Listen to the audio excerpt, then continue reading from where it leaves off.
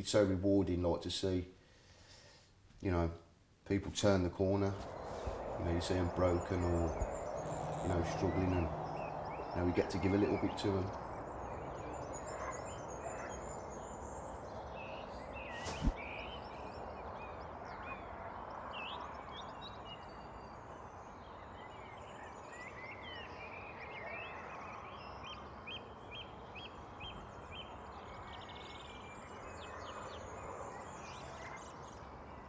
It was just desperation. You know, I was going to die. The way I was using, you know, I was going to die. You know, it was simple as that. You know, I'd overdosed on a few occasions. It was actually come to the point where I was taking medication, buying medication, and taking it on purpose, hoping that I didn't live.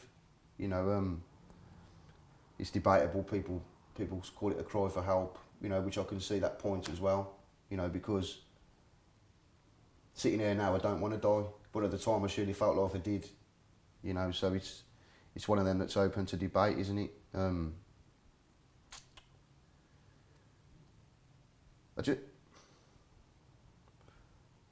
just feel that, you know, the turning point for me, and again, why this stuff is so important.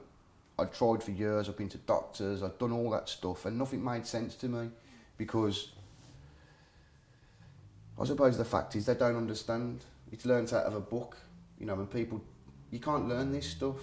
You know, it's hands-on experience. And when I landed in treatment, you know, I was met by, you know, a big burly guy, and he's like, "I'm your worker." And I was like, a bit frightened, and got to know him, like, and it turns out that he's an addict in recovery himself. You know, therefore, you know, that barrier is straight down, isn't it? The barrier is broken. You know, I'm open to suggestion from what you say, because it's lived experience. You know, I'm passionate about recovery. You know, I lived a life that not many people want to live. You know, and if I can help people, you know, get into recovery and, you know, see there's a better way to live, then, you know, it's a win-win situation, is it? I get a career out of it, and I get, you know, a little bit of, you know, fulfilment inside for doing these things, you know. How you feeling about this residential anyway? I'm really looking forward to it, you know. They've kind of kept it a bit secretive, really. They ain't really said much about what's going on, so I think that's what I'm excited about. Not knowing what I'm doing.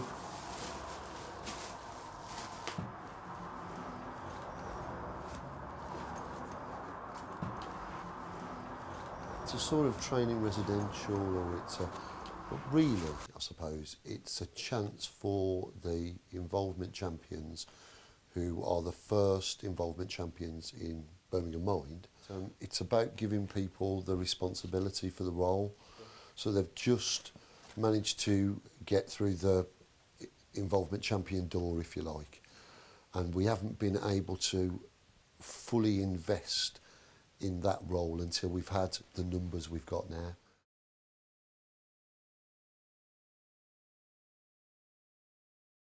Well, I've done a few things voluntary-wise, but what I do with Birmingham Mind, it just feels more comfortable. It's more set out for the.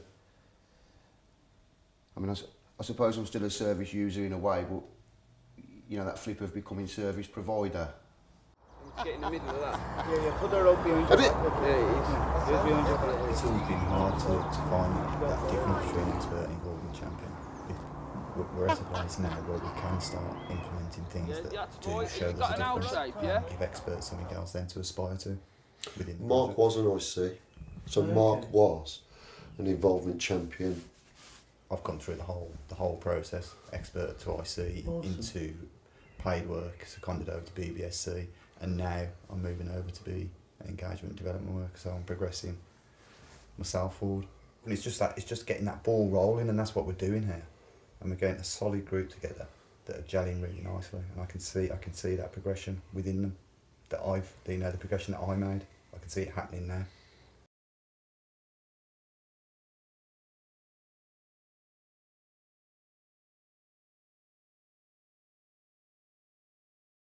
Time! It's Christmas. Come on, we're nearly there, gang. I reckon 2 more of them, Bash, and we've got it. Come on, keep going. Come on. Joe. Grab it when it comes up. Grab it, grab it. Grab it! Grab it, grab it, grab it. Go, go, go!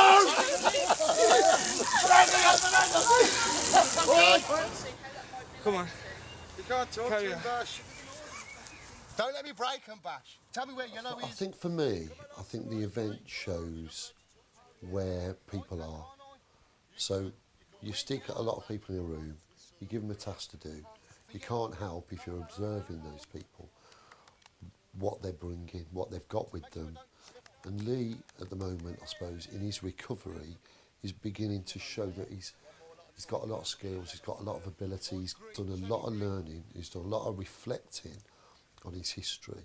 And he's starting to see the real positives now, I think, in terms of what he can take forward. And I think other people who have shared possibly the last couple of days with him are beginning to look at him and think, that's a nice place to be. Isn't Lee in a good place?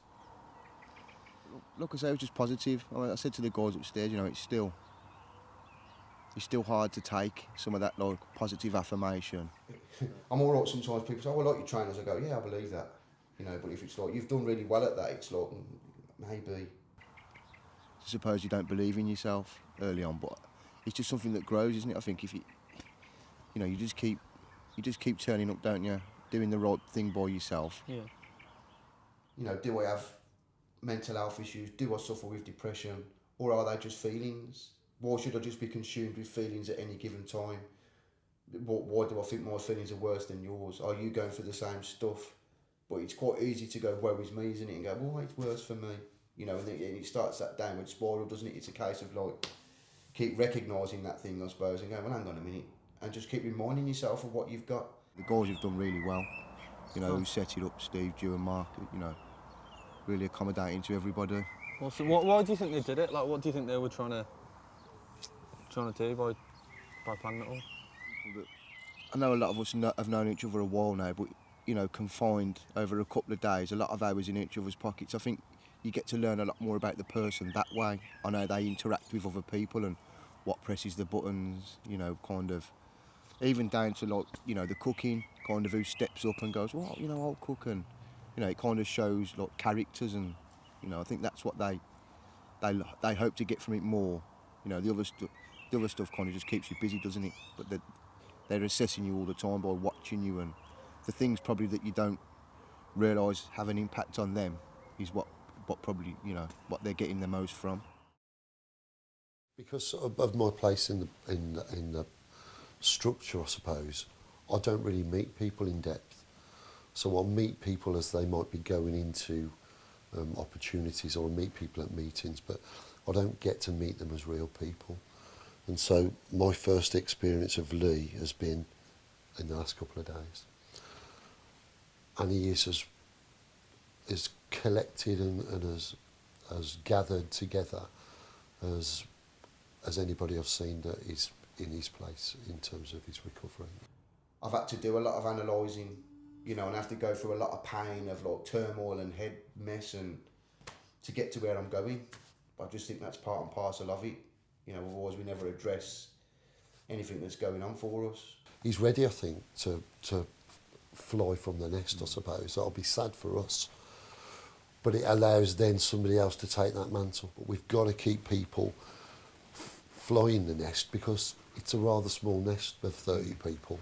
And unless people get out, then gone, other people can't get in.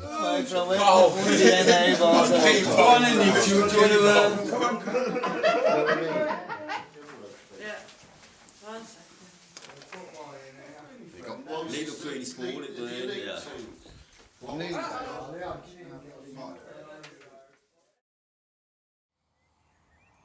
I think I'm almost ready to take, you know, that dive into employment. Look, I had like a bit of a plan. I don't think I've like made this plan in stone when I came into recovery, but I was always going to do Park House, Summerhill, and then like the full term at the Rowans, which I've got 2 years. I think I've got about 6 months left of that, and you know, I think for the next 6 months now, you know, someone suggested to me while we was down here that I kind of do some computer work, because that's something that I'm going to need. I suppose most jobs you go into now. So, you know, that's on the agenda for me to do. And you know, the last part of what I set for my recovery really in as settling down to live somewhere, you know, more permanent. You know, you move like so many times early on in recovery, like, you know, and it would be nice really to have somewhere and put my stamp on. You know, where I am is lovely, but I haven't been able to decorate and stuff like that. So, you know, I think that'll be the next part of my journey. You know, a little stamp on something, and that's home.